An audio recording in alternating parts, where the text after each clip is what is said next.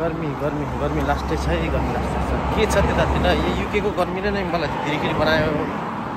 यो चाहिँ जो जुन जुलाई अगस्त चाहिँ निकै गर्मी हुने रहेछ यहाँ।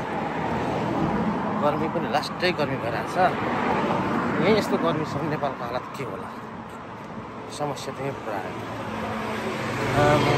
गर्मीले त तिरिजिम बनाएको छ, तिरिजिम।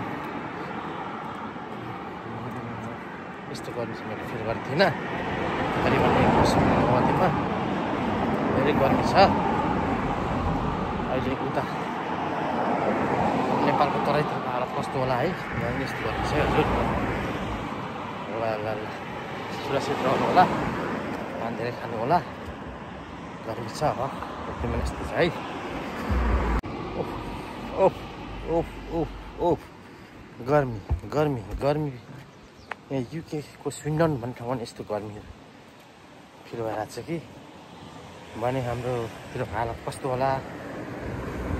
बाइ द वे यहाँ चाहिँ घाम चर्किँदा पनि हावा आउँछ र अलिक शीतल त हुन्छ, तर तैपनि निकै गर्मी नै फिलिङ भइरहेछ हौ।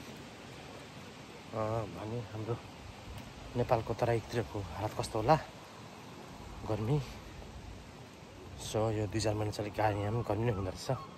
विशेष गरेर जुन जुलाई अगस्त चाहिँ गर्मीको सिजन भन्छन् होइन।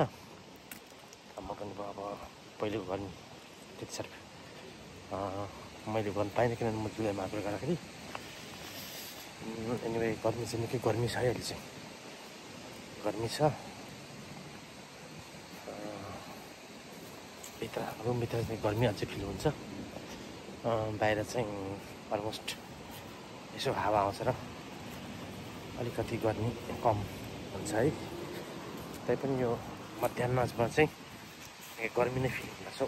गर्मी नै छ। तपाईँहरू गर्मी